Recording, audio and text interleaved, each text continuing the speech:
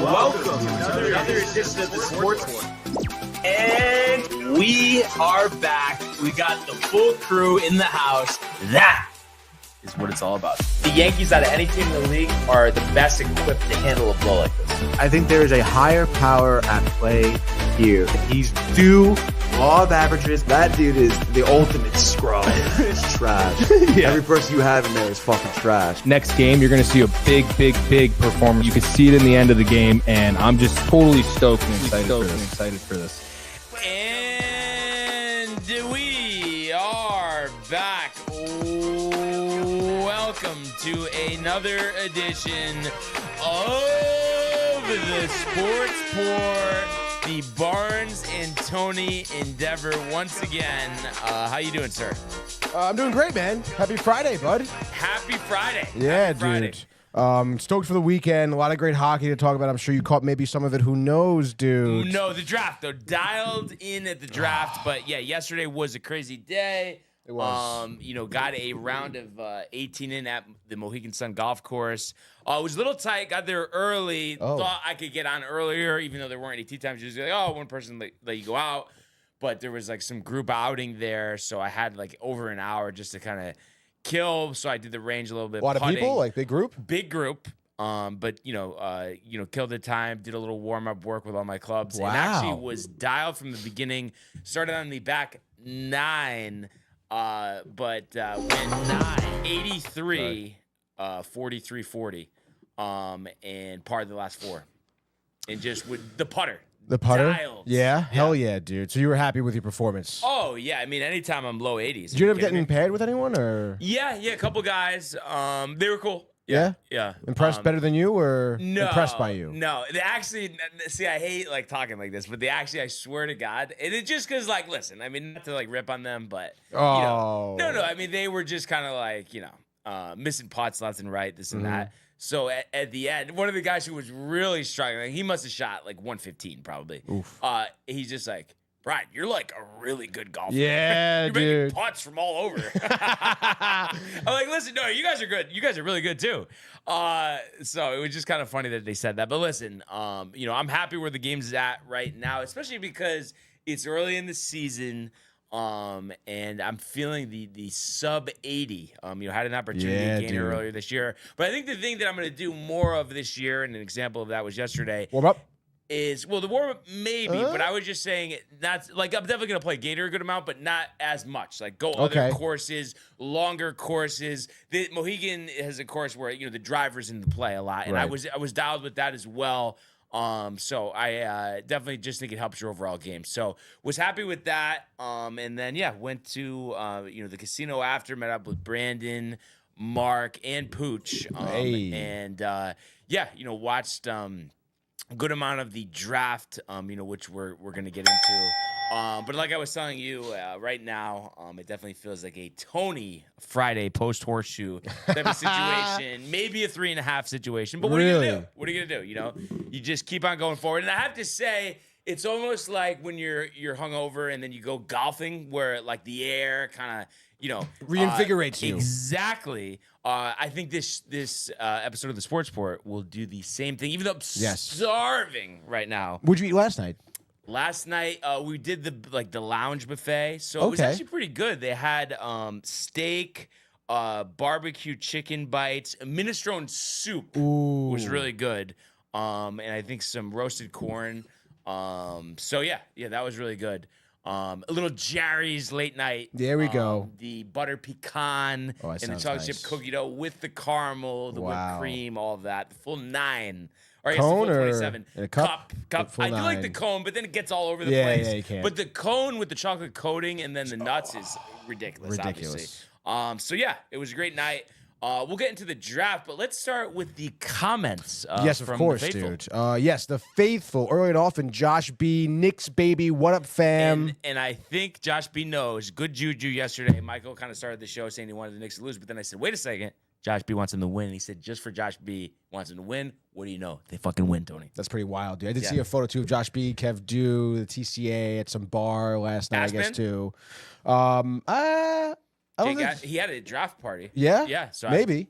I don't know. I'm guessing. I mean, No, it'd be a good guess. But the boys were out. They were buzzing. They had a good time. So glad you guys get the win. Had Michael Buck over for dinner, right, with his wife. Oh, you think so? Really? Yeah, I think so. To watch the wow, draft, right? dude. You think Buckta made something? A little casserole, dude? Oh, yeah. Michael Buckta, huge game. Speaking of him, tonight for those L.A. Lakers. I want to hear some Lakers talk today, Brian. You know, the sprinkle in at the end, the monogamy of the Mets. No, I'm just kidding. Oh, gosh, dude. Michael Buckta says, let's go. John Pollock, BS, we got screwed last night. Screwed or not, it's an L, John. But I know it must burn. It must burn. Josh B knows it. Sorry, not sorry, Mr. Pollock, says Josh B. And then Michael wants to know, how's your sister and your nephew doing? Outstanding. Home? Great? Yep. Yeah, home from the hospital. You haven't visited, right? You haven't seen? Not yet. Coming soon. And my sister was just texting me, asking, oh, what do you think about the draft? I'm sure in the Sportsport, you have a lot to talk about it. And then, I mentioned a couple of things, which I'll get to in a second.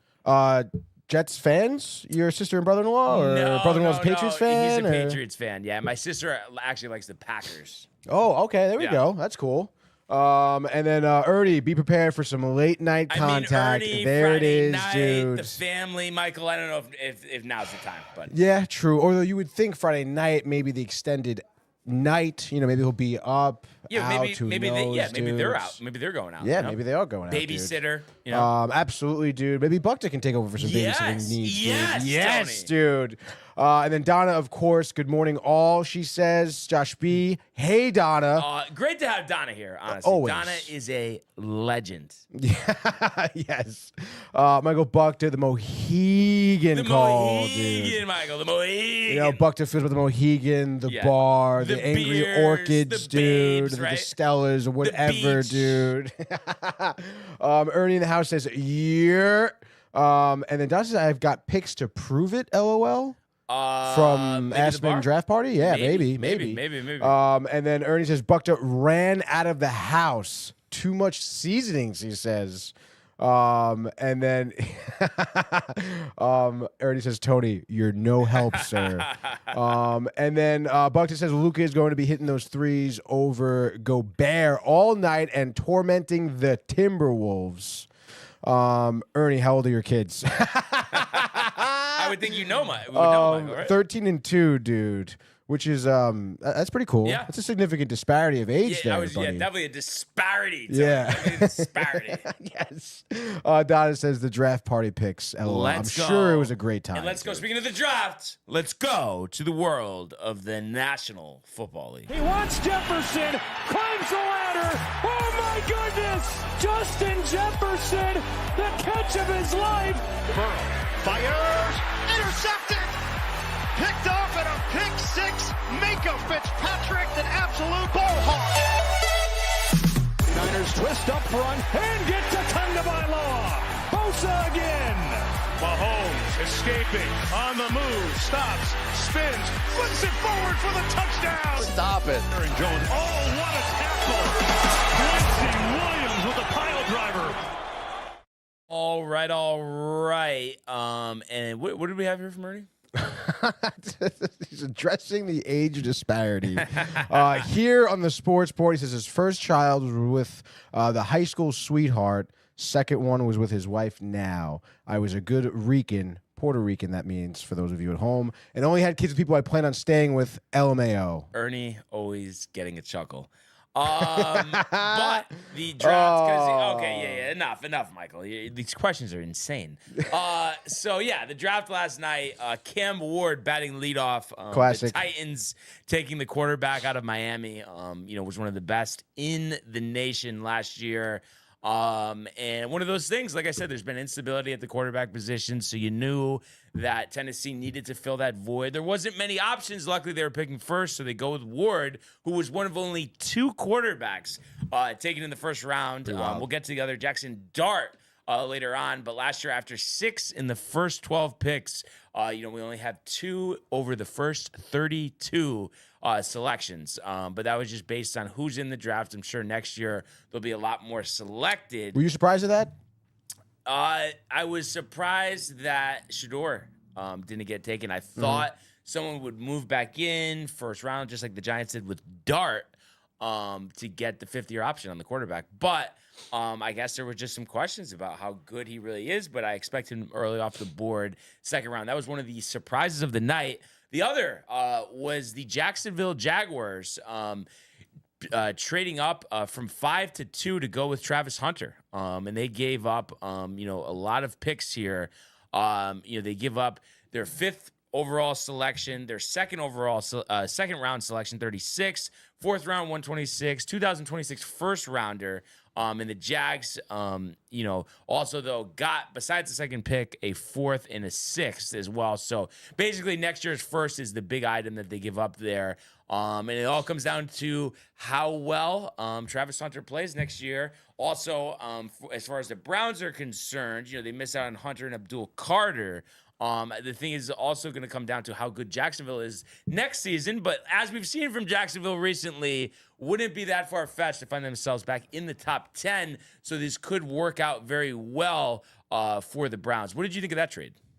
I guess good for the Browns, I guess.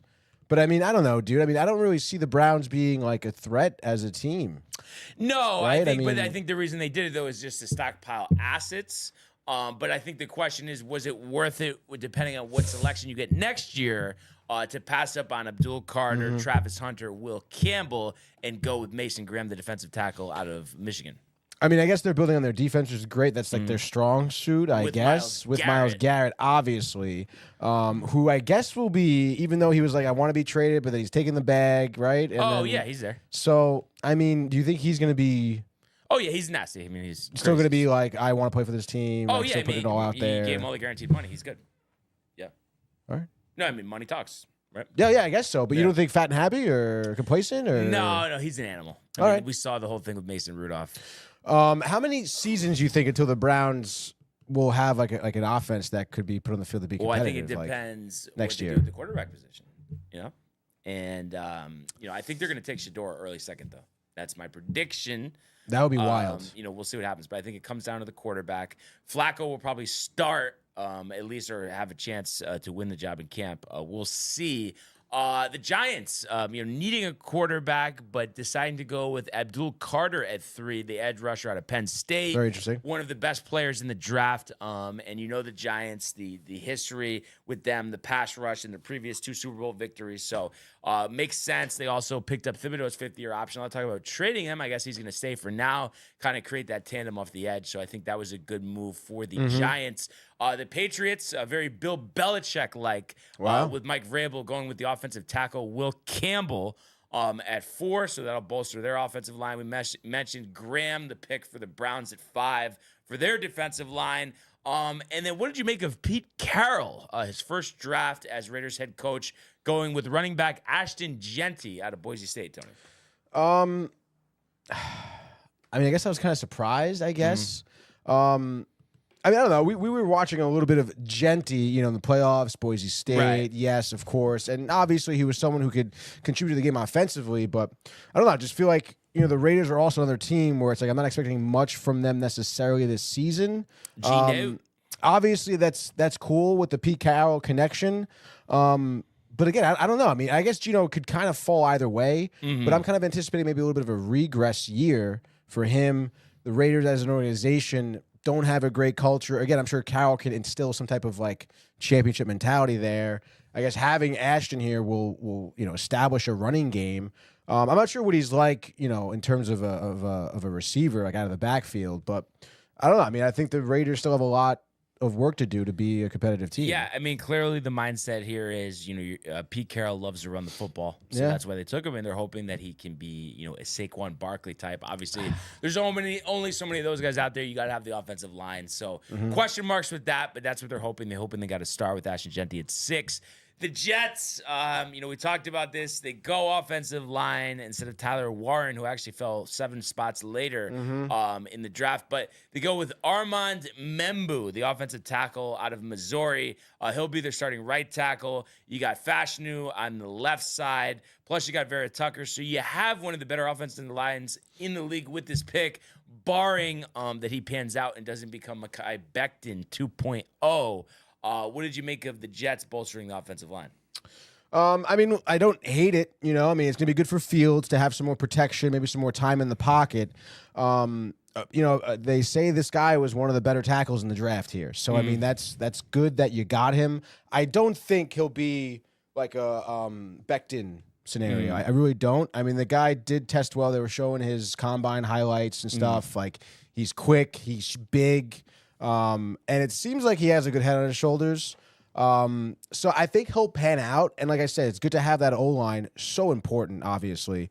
But I mean, like you said, with Warren, kind of missing on him, we were talking about the tight end, get another target there for Fields, bolster a spot, a position that hasn't been good. I mean, Conklin, right, would still be the guy, I guess, at this point. And he's like, I guess it's kind of like a pick where you kind of grit your teeth, but you're kind of like, you understand why it happened, I guess. You need an offensive line at the end of the day, but you just hope, like, it's going to hurt regardless of how good Membo is if Warren has a Brock Bowers like rookie season. I know, dude. It's going to sting so much. And I forget who on the draft panel, or maybe it was one of Pat McAfee's boys. I forget, dude. But they were kind of bad-mouthing him a little bit. Armand. Okay. What were they saying? Basically that it was a waste of a pick. Not necessarily because he'll be bad, but he's expecting Warren to have that great rookie season. And he's going to be like, oh, wow, great tackle. And he's obviously extra riled if it is McAfee because the Colts, so interesting there. And also, Jay did add Jets went safe. I'm all for Aaron Glenn. The man is focused, and I agree. I definitely agree with that. Also, regarding this, John Pollock says Jets got the best offensive lineman in the draft, in my opinion. And then Jay Bird also says Mel Kiper was hot on Tyler Warren. So you expect the Jets to draft a tight end. We'll see if maybe they do it in round 2. But rounding out the top 10 here, the Panthers go with, and I'm going to botch this one, but Tataro McMillan, the wide receiver out of Arizona, 6'4", so instantly would become the go-to receiver for Bryce Young. I think it's a good selection for Carolina. Just to give him a go-to guy, 6'4" receiver, somebody that he can grow with. I think so. Again, I mean, another team where it's like we'll kind of see what happens, I guess. I don't know. I mean, like I said, good for him. You think he'll be happy there? McMillan? Well, I mean, it depends how Bryce Young plays. But if he takes steps forward like they're expecting, Dave Canales, we talked about this, taking those steps with Baker Mayfield. They're hoping for that in year 2 with Canales and with Bryce Young. Yeah, I was going to say, I guess it is nice that they're, doubling down with Bryce, I guess. We talked about how sometimes he got the short end of the stick, not a lot of opportunities, a short leash for his adjustments to the NFL. Do you think he'll be good this year, though? Honestly, Canales. I believe in Canales, so I kind of think, Okay. I think he's going to take a step forward. But this is it. If there's struggle, he's bad, then he's done. But I think he's just because of Canales worked wonders with Baker Mayfield. At 9, Tony, the Saints, Zacharias. 9. He doesn't get his quarterback. The concerns about Carr, but they get Kelvin Banks Jr., offensive tackle out of Texas. So again, building the offensive line. So kind of a safe selection, like Jay had mentioned, for the Jets. And then at 10, the Bears. It's interesting. Some questions about this, but instead of going Tyler Warren, they go Colston Loveland, the tight end out of Michigan. So it's just kind of interesting. I mean, it seemed like Tyler Warren was the consensus number 1 tight end.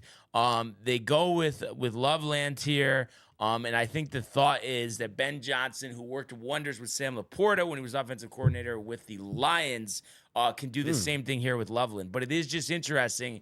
A lot of times, you go against the grain consensus pick. It doesn't always work out. So it'll be interesting to see the comparison, Tony, between Loveland and Tyler Warren this year, respectively, in the rookie season. Yeah, definitely. And the reports, obviously, for both of these tight ends here are pretty high. They seem like, these guys would be very comparable, honestly, for their rookie season. I guess it depends on the scenario. I mean, I don't know. I don't know. I mean, I guess even for both of those teams, I would imagine that Chicago can develop their tight end more so than Indianapolis, right? So maybe they'll have a better season. You would think. So we'll have to see. But Indy, who's playing quarterback is Danny Jones playing quarterback. Well, Anthony Richardson sees that job. And speaking of that, that was the top 10. So just going to go over notables the rest of the way here. Tyler Warren at 14. I think a home run for the Colts. McAfee riled. And I think, if Anthony Richardson is going to take the next step forward, the safety valve tight end, I think it's a great pick for the Colts, who have had a history, of having productive tight ends, going back to the, Peyton Manning days with Dallas Clark. Yes. Sorry, I just watched more, or was that maybe Wyndham Clark just fudged this putt? But I think, definitely a great value there at 14 for Warren. Yeah, I think so, dude. Is it that like they just don't value that tight end role as much? You're saying around the league? Yeah. Depends on the team. But you see a lot of tight ends, having success like a Bowers, and I think it just depends, how you're utilized. Obviously, Kelsey all these years with the Chiefs, right? So interesting. But I've always thought, they're very valuable because they block and catch. Yeah. And then notables here. I think a great move for the Bucs who. Brought back Chris Godwin, but they get Emeka Egbuka, the wide receiver from Ohio State, coming off that national championship victory. Their receiver room is already loaded, and now he's your third receiver. Baker's going to love Egbuka. Yeah, I think that's going to be huge for that team, too. And, I know, we were following the Baker run pretty heavy and a few mistakes, on his end that you don't want to see.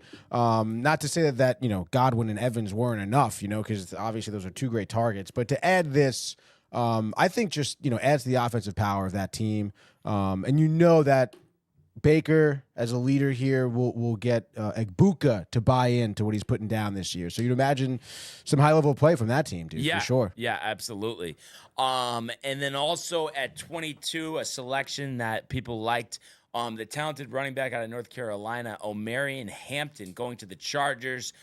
So gives Justin Herbert a really solid running back. And we mentioned Harbaugh, what he did with that team, other than the disaster in the playoffs against the Texans. But I think Hampton, a great pick here, just has such burst, had over 1,000 yards after contact, which was third in the nation last year, 221 pounds. He ran a 4.46, and, he's powerful at 6 feet. And I think this is a great move for the Chargers, and I know Jim Harbaugh knows talent when he sees it. Yeah, no, I like that too, dude. And like you said, the guy is very, shifty on the field, uses his feet very well, can pass block also for Herbert, which is great. But I don't know, man. I feel like one of the weak points of the Chargers were their receiving core. And I know it's like they were young, another year, you got McConkey, whatever. But I think maybe they should have went for a receiver here.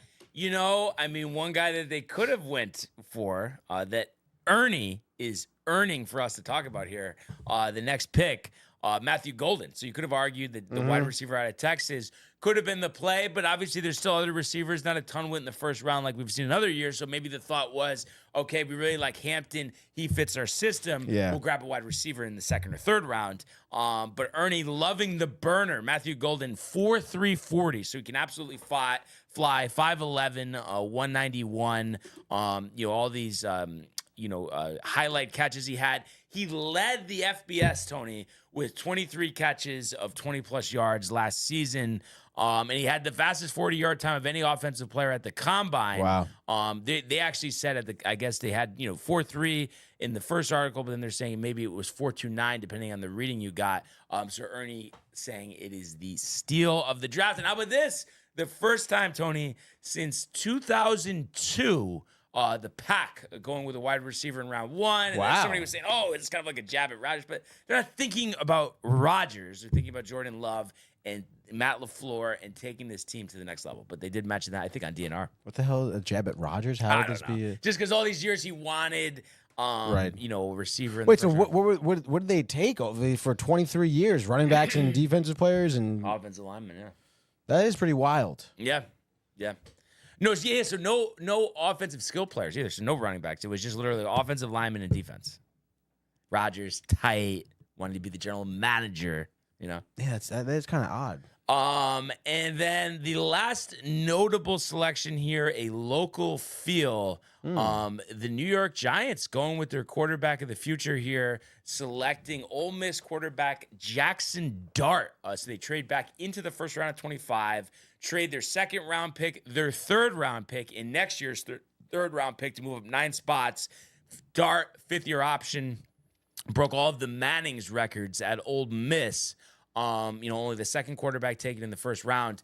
I think if you're the Giants, you brought in Brian Dable to develop a quarterback. He hasn't done that yet. You had to go quarterback. And to get Dart at 25, when some people said, you never know, quarterbacks moving their way up the draft board, he might be in the top 10. So to get him at 25, I think it was a good move for New York. Yeah, I was going to say that. Definitely great value for the pick you got for him. Going to be a very interesting quarterback room, I feel like, for the Giants this season, dude. Russell Wilson as well. I guess the good thing for Dart is he has a lot of guys ahead of him who have experience he can learn from, which is great.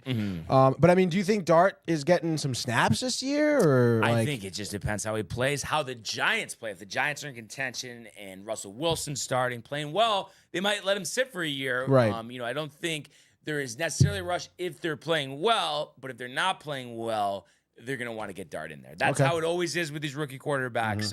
So Russ or Jameis, obviously you expect it to be Russ, getting the start. He has to play well to keep his job. Otherwise, they're definitely going to want to see what Jackson Dart can do with Brian Dable and Malik Neighbors.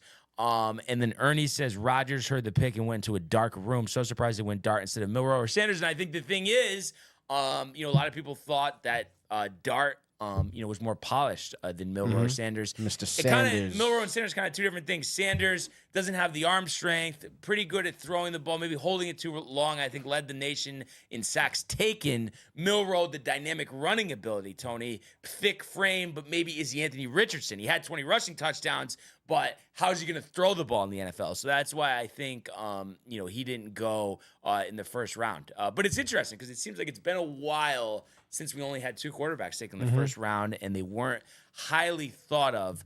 So I thought that was interesting. But those were the highlights of the first round, an exciting first round. Who do you think had the best first round in terms of team selection? What did you like that you saw? Wow. In terms of the entire draft, I guess that is kind of tough. And it was, I think, a little surprising to me about the 2 quarterbacks in the first round. I know the narrative about, next year, this class isn't that great. But like you said, everyone and their mother saying, these quarterbacks do tend to go higher than people anticipate, but obviously didn't happen. And I mean, I guess to put one team out there, I guess, I don't know. I mean, honestly, I was pretty happy with how the Giants drafted, to be honest. I thought that was pretty impressive. Like we said, Dart at such a low pick in this first round was kind of somewhat a steal. And then to get Abdul Carter, an edge rusher, I mean, that's going to be huge for the Giants. So, I mean, I guess them, especially because, they had 2 picks in the first round too. So, but, like we said too, I mean, I like the Bucs with Egbuka too. That's a great wide receiver right there. I wouldn't say the Jets, I guess, had a good draft. I don't know. We'll see. I mean, I don't think it's terrible, but we said, I mean, what are they missing out with Warren? That's the thing that we're going to be focused on. What about you? I was going to say the Giants. Really? Honestly, because like you said, you get the edge rusher, and then the fact, too, you get the quarterback end of the first round, and you don't give up a future first rounder. So I think that was just an absolute home run. You're talking about mid-round picks, but getting a quarterback in the first round, getting the 5th-year option. So I love that because, like I said, there was definitely a possibility Dart could have went a lot higher. They don't. They let the pick come to them. Instead of really going up high. So I think that was great. Like I said, it was an interesting first round. The Cleveland Browns have the 33rd and 36th selection in the second round. So the first 5 picks coming out. The second round are going to be Browns, Texans, Titans, Browns, the Raiders. So be interesting to see. I mean, not all those teams, but the Browns and the Raiders would be in play for quarterbacks here. So a Tyler Show, Shador, Jalen Milroe. So we could see some quarterbacks off the board early round 2. When you're talking about best available players, Will Johnson had a 10th overall rank, but was not selected, the cornerback out of Michigan. So he's the top player remaining according to the ESPN draft board. You look at where the other players rank. Shador, they only have the 8th best player. Watch out for Travion Henderson, the running back out of Ohio State. He's another interesting one. And you've seen in years, you think about like Alvin Kamara, Derrick Henry, teams having success with taking running backs in the 2nd and 3rd round. So Henderson is an interesting option there.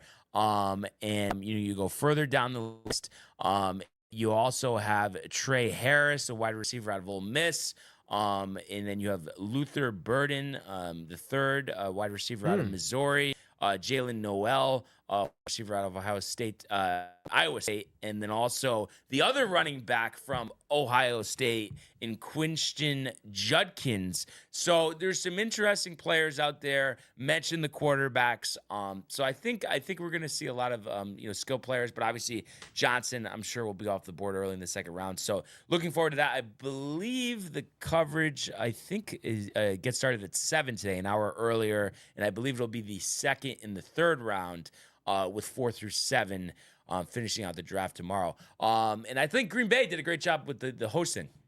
Oh, yeah. No, everything was cool. Obviously, I mean, Wisconsin, you would know, too. I mean, obviously, pretty cool city. The people seemed pretty riled, too. Oh, yeah. They were pretty packed. And they were saying because, they're cold weather, you don't get a chance to host a Super Bowl. So to host a draft, that's like the next thing, like in terms of big event for the league. So that's cool. Good opportunity for them. And I think, in a small market, they did a good job. So going to be interesting to see. But like I said, I'm definitely expecting, Shador to get off the board early. If he doesn't go to Cleveland, he's going to go to the Raiders. But I think with Cleveland having those 2 picks, unless somebody's going to trade up a ton of draft capital, they will go with Shador. Jalen Milroe is an option maybe for the Raiders as well. Was anybody surprised with the F-bombs on ESPN? So I didn't hear that. Did you hear that? ESPN Radio this morning? Or ESPN? I don't know. I don't know. I didn't hear anything on the draft. I mean, I know someone dropped an F-bomb, I believe, this morning, I think, at ESPN Radio caller. I kind of, and I know I'm probably on an island with this, but I kind of think the whole everyone bugging out about people swearing is just kind of like, okay, like what are we doing here? Yeah, I guess so. I mean, I don't... Professional of the shorts. Kind of or no? I mean, you're wearing jeans today, Brian. No, I'm just talking about in general, like on a radio show. But I mean, it's just not a big deal. It's the same thing as me saying the F-bomb here. What's the difference? I mean, are you trying to say though that they should allow it? I just think it should. Like if it happens, whatever. But they dump it. Like it has to be dumped. I don't think it does, honestly. Because I think it's like we're gonna just pretend this word doesn't. Oh, we're gonna get all scared of it and like what about the kids, it doesn't exist. The kids are gonna say it whenever. So that's the thing that I love. It's like the kids, but it's. All I'm saying is, are they not going to say it eventually later on? That's my thing. You want to say, oh, you don't want to brought it that way. Does it matter when you get to our age? Does it matter that you said the F-bomb when you were 8 versus 12 versus 15 versus 5, Tony? Does it matter? Please tell me. Oh, you don't want to be swearing a lot. That one has nothing to do with the other. Like how you are later in life is not dependent on early. I don't know. That's just my thought, but I know that's going to be maybe controversial, but I don't know. I mean, you know what I'm saying F-bombs, but you're saying F-bombs all the time. Did it matter when you were younger? Like, my parents didn't really like. But I'm saying, but you're doing it now. So what's the difference? Oh, well, because we were younger, it was so nice. Why was it nice, Tony? Well, I think because when you're, because like, come on, if you see some kid like dropping F-bombs, what are you talking about, dude? But that's, to me, that's the monotony, honestly. Really? Yeah, it's just like, I think it's just like, it's out there. People are going to say it. Let's just stop acting like it doesn't exist. And we need to be scared of it. I think people are scared of it, honestly. It's just a word. All right, so like if you're, nieces and nephews out here dropping F-bombs and stuff, you're not going to be like, oh, like what are we doing? But that would just be my thing if you really think about it. And I know I'm talking from a position where I don't have kids, so I know, maybe, I don't mean to say anything controversial to the parents that are listening right now. But I don't know. I just think they're gonna say it eventually. So it's just like the Tooth Fairy, the Easter Bunny, Santa Claus, Tony. It's the same thing. Yeah, I wonder what your sister would say. No, I know. If she's watching, I'm sorry. Dropping F-bombs. The family reunion over here, ridiculous. No, do you somewhat get what I'm saying? I'm not saying like agree with me, but you somewhat see what I'm saying though. How it's like it's gonna get there. You're not blocking it from happening. Yeah, no, I guess. Yeah, I mean, everybody curses. Yeah, that's what I'm saying. Yeah, at some point, I mean, everybody does pick up those curse words, and it is, I guess, it is kind of monotonous because it is kind of a societal thing, like these curse words. You know, what I mean? Like the radio. It's like we're listening to sports radio. I don't know. It just to me, it's not like breaking news. Yeah, no. I mean, you're right. I guess Ernie was talking about, by the way, the draft last night. ESPN last night felt like an HBO special. I didn't mind it. Just surprising. Yeah. And then Ernie says you're gonna get bucket riled up. Santa is still real, sir. There we go. Jay Bird, by the way, says yesterday was Bring a Kid to Work Day, and all those kids could use some curse words in their lives. He says that's pretty interesting. Jay works from home. I'm glad though that you somewhat get it. Honestly. Yeah. Somewhat.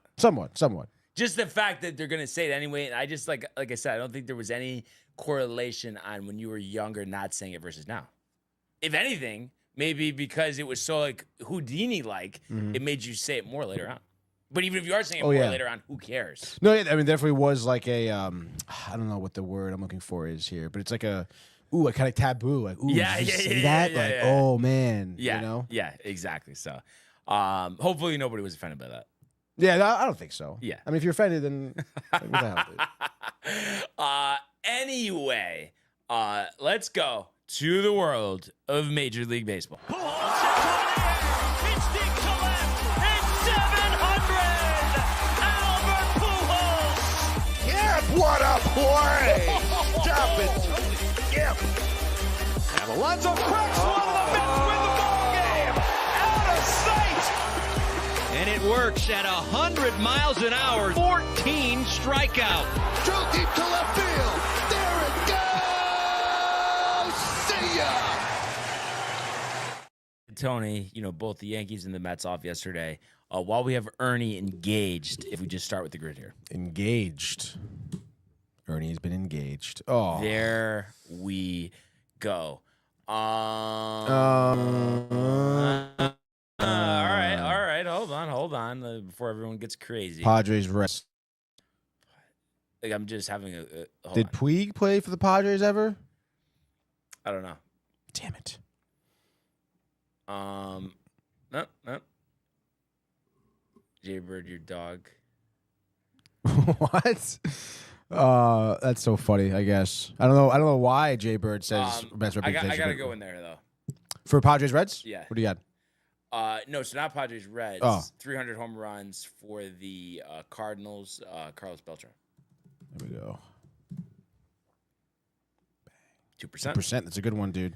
Trying to think. Marlins. Gary Sheffield. Bring up the music.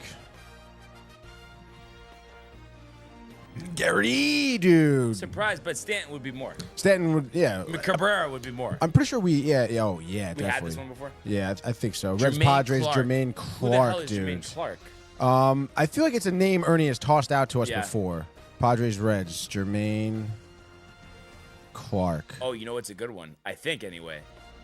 Padres Twins, Chris Paddock. Yeah, dude.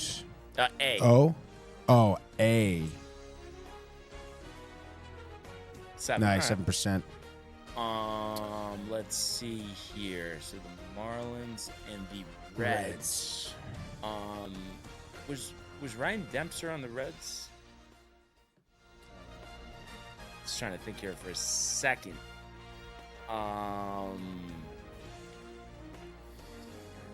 And then let's see, Twins and the Cards. There's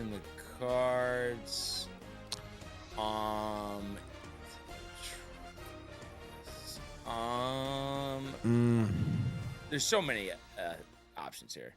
I'm just trying to think the Padres too. Sheffield probably played for the Padres too. But like guys that were there, I was trying to think if there was anybody that was there, just for like a quick stop. Kick your shit out, dude. You good? Yeah, I'm fine. Oh, you good, dude? Just asking.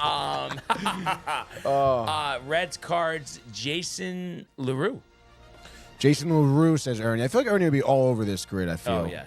I'm sorry, Reds Cards, he said? Yeah. I'm shot. I'm on Friday. Jason LaRue.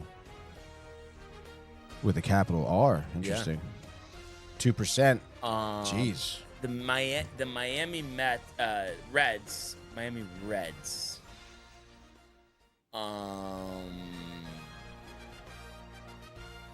don't know. Was Juan Encarnacion on the Marlins? I want to say yeah, but I don't know for sure. Yeah. Twins Cards. Was Cueto ever on the Marlins? Yes. Do that one. Johnny Cueto. Johnny Cueto. Because I think that guy's been around. Oh. It's all right. What are you going to do? Yeah. I mean, I don't know. Conine Reds. Damn. God damn it. Oh, my God. Should we look that up? Well, I mean, damn it isn't occurred. You can say damn it. Oh, I'm just getting tired. You look a little tired yourself there, bud. 300 home runs. Yeah, no, I got some good rest. You know, it was a long day, though, yesterday. 300 home runs for the Padres. Like, obviously... Fucking Johnny Cueto. Machado, but who else? I'm trying to think of, like, veterans that, like, played there back in the day. This is really a tough one. The Cards, Twins, too, I feel like there's guys. There's definitely guys here. Yeah, no, Ernie. And the 300 home runs for the Pods. TH. I don't know why. I just, like, can't think of anything. This is where we really need Ernie's help here. Yeah, no, that's for sure. The Miami and the Twins. And the Cardinals and the Twins. The Cardinals, Twins. Twins, not Nelson Cruz. Did Dave fucking Robertson pitch for the Twins? Nah.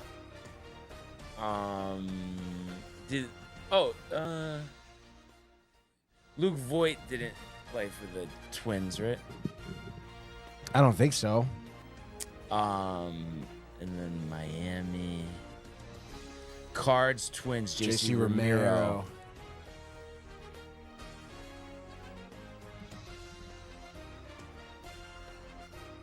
0.4. That's a good one. The Miami and the Twins. Outfielder, not Granderson. I'm trying to think about free agent. Mike Cameron didn't play for the Marlins. Nelson Cruz didn't play for the Marlins. Nelson Cruz didn't play for the Padres, right? Part of me wants to say yes. But I don't know. I don't know for sure either. I wish they picked up somebody like a Tomey at the end of their career or a Pujols. Oh. You know? LaTroy Hawkins, did he pitch for Miami? I don't know. I don't think so. The 300 home runs, like for the I mean, like Galarraga, did he play for the Padres? Did Bichette, Ken Caminetti? I'm not positive though. Ernie, can you confirm on Caminetti? Twins, Miami. Carl Pavano. Very good there. That guy is hilarious. Do we call him for Caminetti? 9% there, dude. I mean, we could give him the call. I don't know how he feels with the call. Here we go, dude. Ryan Klesko. All right, we'll just go straight in here. I mean, first, like, what the fuck with that Padres? Yeah, tough one. What? Oh, it wasn't. I wonder was Oh, it? there is no Klesko. Wow. And then go. It's okay. See if Caminetti was 24 players. Go. Machado, by the way, was the one. Oh, is this one it doesn't do? Teams rated by I mean, I'm gonna just look up Ken Caminetti. Yeah, at this point. Yeah, this is you can't. San Diego Padres. Willie McCovey was one. Willie McCovey, San Diego. Caminetti didn't hit 300 home runs. Dude. There's not a lot here in this list, huh? Yeah. San Diego, Greg Vaughn. So it was a tough one. Yeah, Can't believe dude. the Swami went down, though. I mean, that's a tough one, dude. Like, again, I just picked out 2 players right now. Dave Winfield. Nate Colbert. Nate Colbert. Anthony Rizzo? Yeah. Padres. He has 300 home runs. I think it says 303 here. I'm not sure. Okay. I forget what column is the home run. I think it's Pretty sure this has Soriano gotta at be it. 400. Okay. Yeah. All right. Well, you know, there'll be some grids over the weekend. Dave Winfield, you said Try that, one dude. again, on Monday. What are you going to do? You know? Dave Kingman. Dave Kingman, dude. Yeah, you got to keep that in the brain, dude. Jack Clark. Think about these. Yeah, absolutely. But, so big weekend upon us. Around tomorrow, Yankee game. Me and Matthew, 3 games. Oh, let's fucking go, dude. We got against the Blue Jays. And the weather forecast has been going in and out, but it feels like it's supposed to rain. Yeah, but it feels like it's front loaded. So hopefully, if it's a delay or it just stops before the game, that's what we're hoping. You know what I was just thinking too, though. Are the picks updated, or we need to do that? The picks not updated. So we got to go back to when. Oh, actually, did I update them? So I have it written down. Maybe I did update them. I think so. Yeah, I think I did. Are you sure that's not from Tuesdays to games though? I'm not sure. I mean, I think my notes. I mean, this must be from Wednesday. These picks here, and I don't think I updated them. Yeah. though. Okay. So I had the Yankees in what, the over? The Yankees in the over. So that's 1-1. Okay. What else? And then you had Royals in the under. Royals. Postponed. Okay. So you had to pick an extra game today. Yep. And then you had Giants and the under, which I believe would be a Hit. 2-hit for both. So you went 3-1 on that day, pending Yep. that third game. So that would, by the way, bring you to 17 and 11. I had Mets and the under, which I believe hit. So it's 2-0. And then I had Stros and the under. It also hit. Let's go, 4-0. And then I had Twins and the under as well, which I believe went on the over. So that's 1-1. So I went 7-1. Okay. So that would bring me to 19 and 13. Wait, how do you go 7? Oh, all right. Never mind. That's stupid. Stupid question. Come on. Wait, but also though, isn't it 3 picks? Why would it be 7-1? Wouldn't it be Oh, sorry. No, 6. 5-1? Six picks. 2-0, 4-0. Yeah, you're right, dude. I was doing bad math, I guess. 5-1. 17 and 13. All right. There we go, dude. Yeah, so like I said, big series. Yankees are going to be playing the Blue Jays this weekend, and then the Mets are in DC. That's Nationals right. hanging in there. Some young talent on that team. Be interesting to see what happens. Yeah, and I think too, I was mentioning this yesterday, key for the Yankees this weekend, getting the other hitters involved, and obviously you hope, to get what you can out of Carrasco. Good thing it'll be nice weather tonight. Offense should be churning, but you just the Jazz, the Volpe, the Wells, the Bellinger, specifically Volpe. I was talking about, he's sitting under 200 now, 4 strikeouts last game. You just want to see him turn the corner. It's there, but I think that's what takes his offense to the next level. There's a lot of missed opportunities last time, so you just want to see the Yankees this weekend take advantage, give Mr. Judge and Goldschmidt some help. Nice Trent Grisham will be back from the bereavement list, and after welcoming his child. So yeah, I'm pumped. Barrio struggled 5.02 ERA for the. Excited for this. Excited for tomorrow. Yeah, Tony, let's strike up the music. A 7-pack with the makeup game in the MLB, brought to you by the Hearst Law Firm. Absolutely right, dude. Am I starting off? No, I think you are starting off. Yeah. Yankees, Blue Jays, Carrasco. Anytime Carrasco's on the hill, I mean, what are we talking about? We're talking about an over, we're talking about good weather, we're talking about balls flying out of the ballpark. And we want to see Volpe, Wells, Jazz all have big games. I think we're going to see it. I think they're all going to go deep. How about that? But I think they chased Barrios for 6 runs in 3 1/3. Carrasco gives up 3 runs, but gives them 6 innings. And I think they end up winning 8-3. So your New York Yankees and the over. It's a great call there, dude. Cookie Carrasco, very, very interesting that he's still pitching. It's kind of funny, honestly. But in any case here, let's go to D.C. Yes, the Mets start the 4-game set here against the Nationals. Back to work after the day off, and you get Kadai Senga on the mound tonight, who obviously has been lights out so far this season, 3-1, 0.79 ERA, Brian. The longevity, the higher pitch count, the forkball, the fastball, I would imagine we'd be able to breeze by James Wood and whoever else here on the Nationals lineup. And I would think the bats could hit Jake Irvin, to be honest. Over-under here is at 9.5, which seems really high to me, to be honest.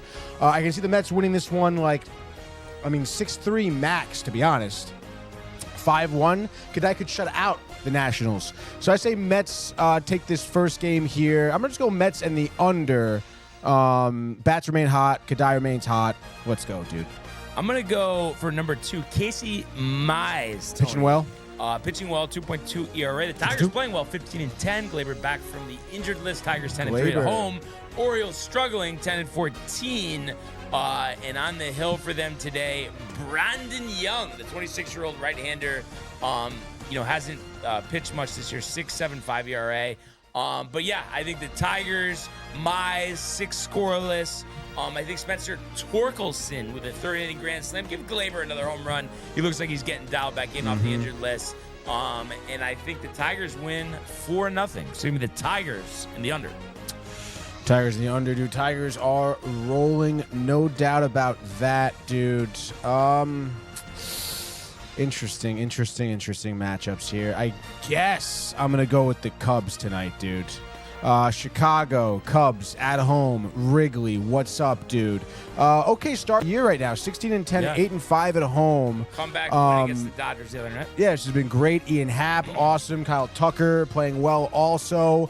And their pitching staff has been pretty solid. Colin Ray, I believe it's how you say that name. 1.32 ERA so far. Just 13 innings pitched so far. Not a ton of contact off of him, which is great.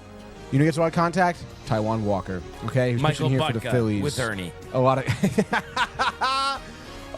So I don't know. I mean, I would imagine the Phillies could hit. They're due, honestly, to go off offensively. I mean, I feel like this. Stott was good against the Mets. Bohm had some good hits, but Bryce Harper was just striking out left and right.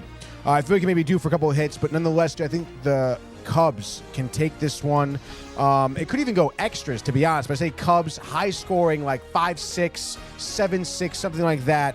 So it's going to be Chicago taking this first game against Philly at home with the over, dude. All right, so for my third of 4 here, I'm going to go with the Seattle Mariners home against the Marlins. Logan Gilbert, one of the bright young pitchers in the game, 2.63. Going against former Guardian starter Chad Quantrill, 1-2, 8.31. Marlins have hung in there at 11-13, but I think Gilbert gives them 7 strong, strikes out 9, and I think Julio Rodriguez, third inning, 3-run homer. Difference in this one, 3-0 Mariners and the under. Seattle and the under. You had Detroit in the under as well? Just making sure we get these in here. Okay, third one. I mean, I love the pitching matchup, Dodgers, Pirates. I would imagine, though, Pirates still lose. But I'm going to go with the Padres, to be honest, dude. Why not, dude? Michael King, Shane Petco Park, dude. Exactly. Shane, okay, but the Rays, the offense. Michael King. I'm not buying it. Michael King is going to be fanning batters left and right. He could have 9 strikeouts tonight, going 7 strong, dude. I would say Padres sneak by maybe like a 4-1, 4-2 spot, which I would imagine will be your under. Absolutely. So give me Padres and the under for me to finish it off, dude. All right, and then final selection. That's right. For me, the makeup game here. I am going to go. Go Dodgers. Not with the Dodgers, Really? but I'm going to go with the A's. Luis Severino, old friend of ours, on the hill, 1-3, 3.31. Burke for Chicago, 1-3, 6.23. And the White Sox, 6-19, 2-11 away from guaranteed rate field.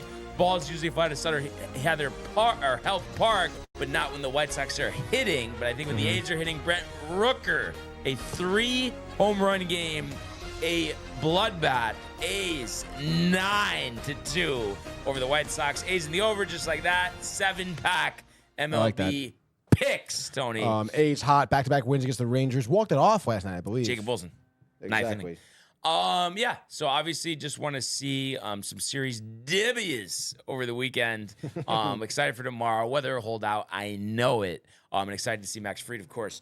But let's just take a little trip, a quick trip to the world of the National Hockey League. Speed, here he comes. McDavid shoots, top shelf, he scores!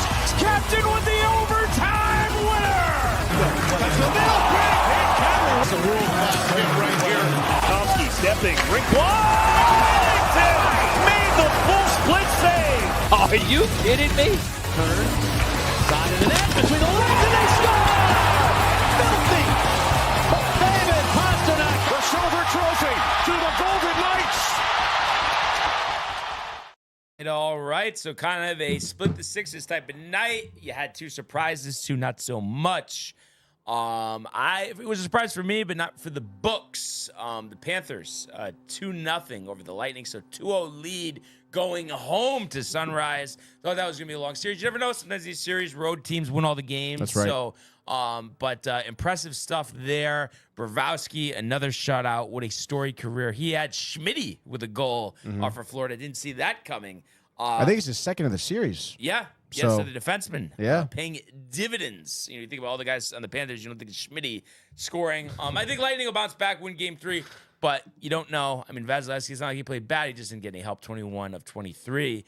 How about the Maple Leafs? Shoots and he scores! Simon Benoit, Tony, the game winner. It was drilling my earbuds when I put them on this morning. The highlights from last night. Nice to see. That was the only part of that game I saw. So, a little bit of a struggle there. Nyes and Matthews, the other goal scorers for Toronto. But, 3-0 is 3-0. And they're going to look to finally advance deep in the playoffs. They let go of Sheldon Keefe, who's going through it with the Devils right now in the offseason. But, that's where the Toronto wants to be. They've had a lot of trouble in this round. Yeah, no, absolutely. I mean, you're up 3-0 against a team like the Senators. Obviously, this game, as this entire series has been incredibly physical and really hard to put away. I will say, dude, Toronto, I mean, I know it's the Battle of Ontario here, but they are traveling well, even though, this game is technically on the road. You can tell, with that OT winner, the crowd was like, there was cheer. You audibly heard cheers. And I believe it's Benoit. I could be wrong. I think it's Benoit. Yeah. Shoots and he scores, dude. And it was honestly a great game. A lot of physicality, like I said, and in terms of these two teams, the shots on goal were low. I don't think there was any power play goals. I could be wrong. But a lot of stout defense, a lot of penalty killing, a lot of great goaltending.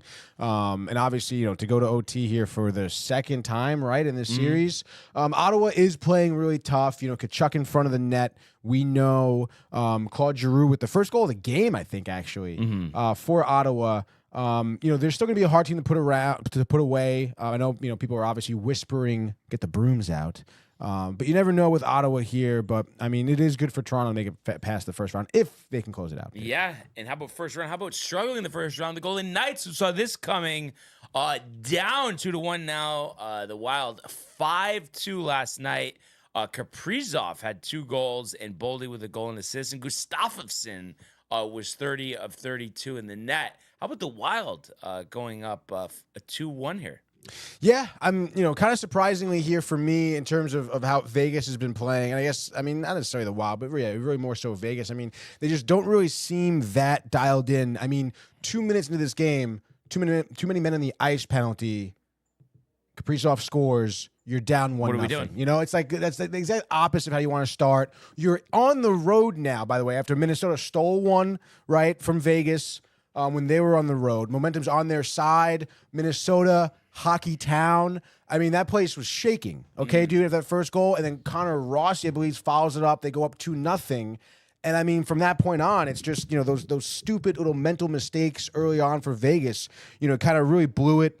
Matt Boldy had, almost the goal of the night, honestly. Individual effort, makes a great play on defense, turnover in the second period, bang, just like that. And again, you as the second period expires, by the way, you want to talk about momentum going to the third period, you're down 4-1. I mean, it just seemed like Vegas never got off to that good start, could never gather themselves, and Minnesota was just eating it all up. Yeah. So that was definitely, a surprise. Yeah, dude, if Vegas doesn't get their head out of their ass with that, they got to figure it out. Aiden Hill had a couple mistakes too, misplayed a puck, turnover, goal. Like those little mistakes here from Vegas, kind of tough. And I know a lot of people were doubting Aiden Hill, being a third-string goalie, 2 seasons ago, whatever it was, obviously not very highly touted. People kind of questioning him, I guess, in big spots, even though, he's had solid numbers. He's come up big, when he was asked to be starting in the playoffs as a third stringer. So I don't know, dude. I mean, we'll see what happens here. I would like to think the Knights could figure it out. But you don't want to let the Wild just be lurking around here, man. They're a team, veteran mentality, a lot of those players, some good young talent.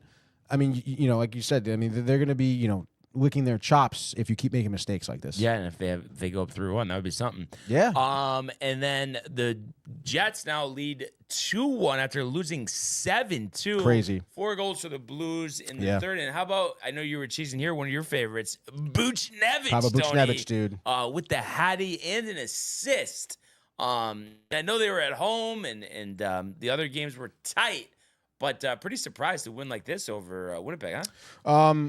Yeah, dude, very surprised. I think another spot here, just like Vegas, maybe. I don't know, maybe more so for Winnipeg, it's just an overlook spot because they were up 2-0 or whatever.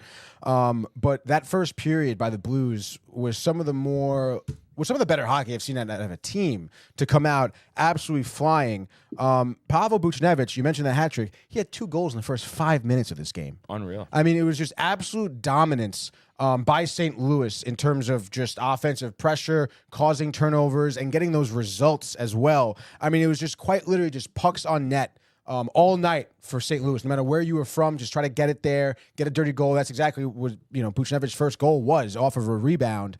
And because of that intensity, that speed, the pressure, I want to say there were 8 power play opportunities for St. Louis. I can just double check that. Which is ridiculous. And obviously, I mean, I know they didn't convert on a ton of them, but if you're a team, any team, Winnipeg, it's St. Louis 3 for 8 on the power play. I mean, 16 minutes of power play minutes. It's almost an entire period. You're playing a man down. There were some occasions too where St. Louis had the 2-man advantage as well. Obviously, converting on 2 of those power play opportunities. Cam Fowler was addition here. I will say, obviously St. Louis I had here losing to Winnipeg. I still think Winnipeg can figure it out. I mean, they have a great coach. They have a great core. They can make adjustments here. And there was, anytime they had, again, late in the first period, maybe early second period, they had some good shifts. They had some good looks offensively.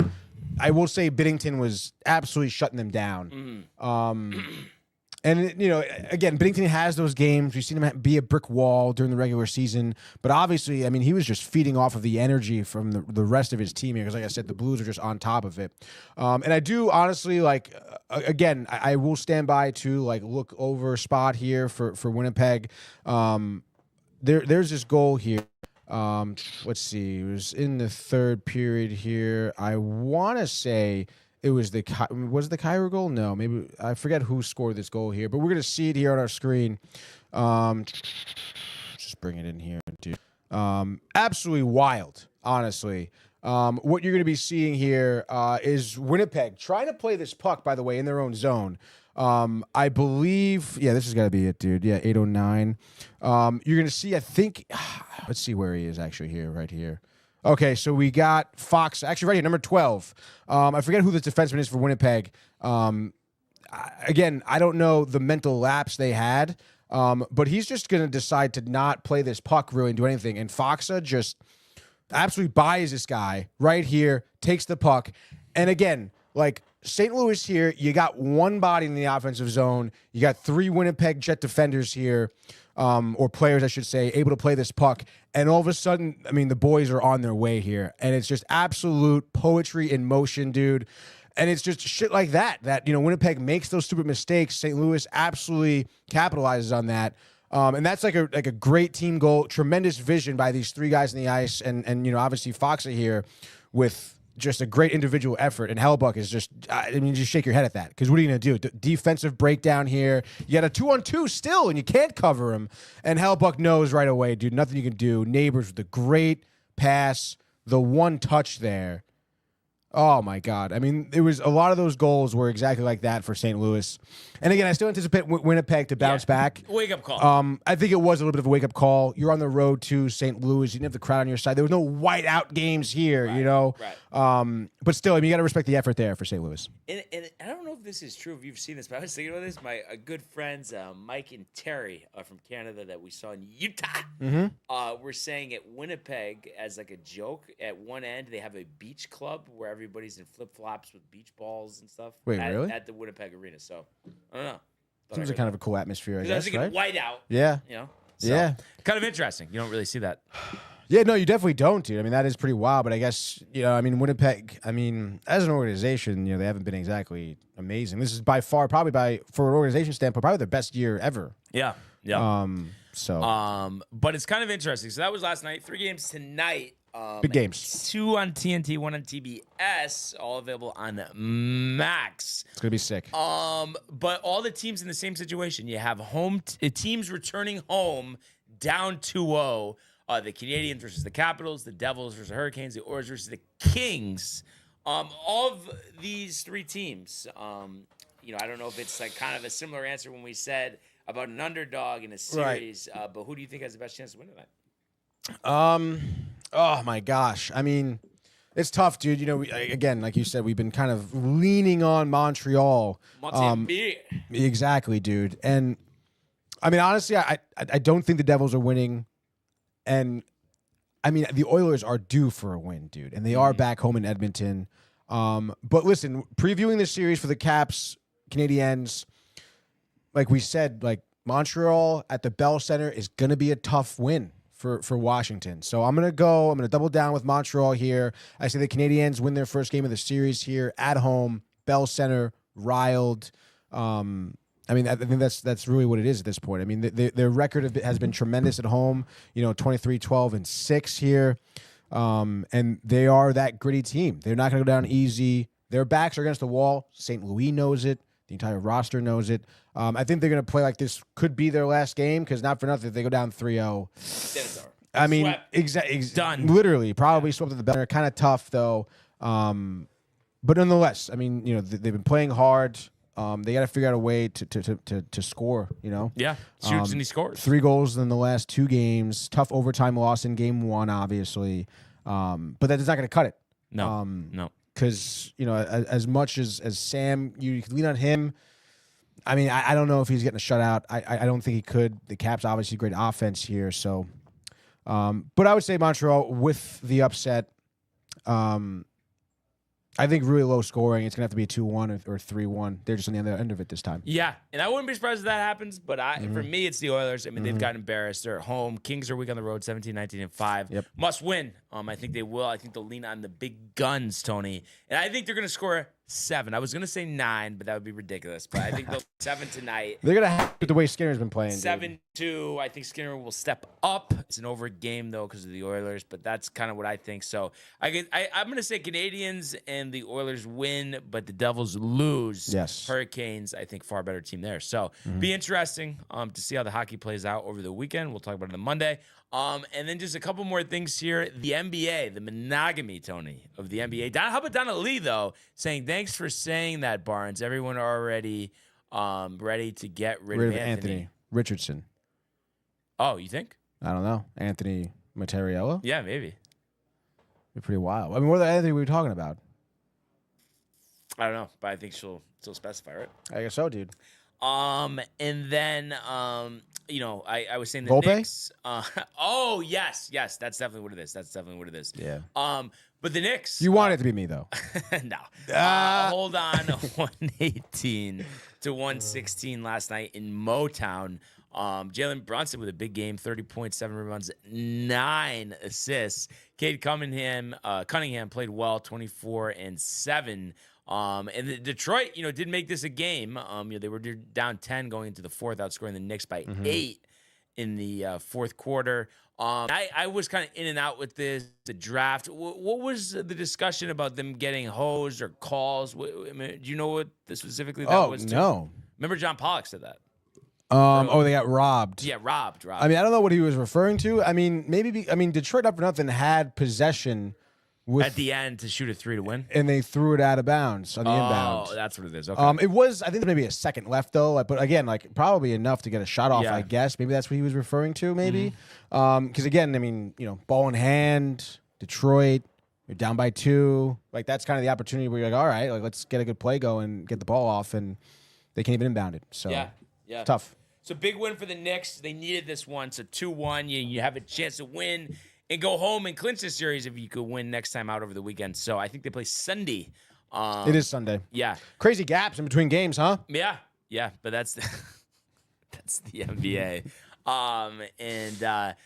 Before we get to Michael Buck and earning the NBA for the Laker talk here, Thunder closer than we thought, but they're up 3-0, 114-108, shy balling out against the Grizzlies. That series is over. It was over before it started. And is the series over against the Nuggets? I mean, the Clippers are only up 2-1, but Kawhi's balling out 21-11-6.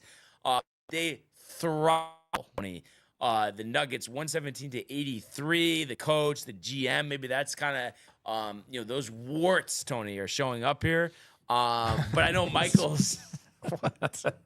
No, just in terms of issues with the team. That's people do say that. I've never heard that before. The warts are shown. But anyway, people are riled, Michael included. Harden playing like it's 2016. So it'll be interesting to see if they're able to go up 3-1 in that series. But an absolute domination last night. Maybe Jokic is ready to go home. Are the Magic ready to go home? They're down 2-0, but they're hosting the Celtics tonight. That's a 7:00 game on ESPN, and then you got the Pacers, Bucks. Bucks looking to get back in this series. They're down 2-0, returning home. Is this Giannis's last playoff series of Bucks? Who knows? But I expect a big game out of him. Doc Rivers, the first round, we know. And yes, Lakers 9:30 against the Timberwolves. Timberwolves favored at home, -3.5. Really? Here. I expect the Lakers to win. I'm with Michael Bucket here. Might not be easy. But I think they're going to grind this out. Probably a little higher scoring than last time. Both teams were held under 100. I don't think we see that again. But I think we see Luka and LeBron probably, combined for 60, 20, and 20, to be honest. Would that be your guaranteed upset? Guaranteed upset. Guaranteed upset. All right. I guess that makes sense. The Magic, the fact that Orlando's in it, I guess is kind of cool. Bonchero. No, yeah. Pablo Bonchero is great. Averaging, 26 points. Yeah. But I mean, Mo Wagner. But are they going to win a game this series, you think? Mo Wagner, Tony? I think it's just one of those things, honestly. They'll probably win. They'll lose this game and then win the next one not to get swept. We do see that a lot. We do see that a lot, Yeah, dude. just get one at home. Just get second one at home. Yeah. Pity win. Blow it in 5, Yep. But you think the Lakers got it? Or? Yeah, I guess so. I mean, I guess. I was kind of surprised, honestly, when They lost game 1. Yeah, they lost game 1. But like you said, the tandem, LeBron, Luka, for game 2, they're on top of it. But again, you don't want to, you want to underestimate the T-Wolves here because clearly they can steal some games if you come out here like the Golden Knights do. Yeah. You got to just stay vigilant, disciplined, dude. And does Luka have that discipline? I guess we're gonna find out. Yeah. Are there gonna be beers in hand post game? And then Zurich. How about yesterday?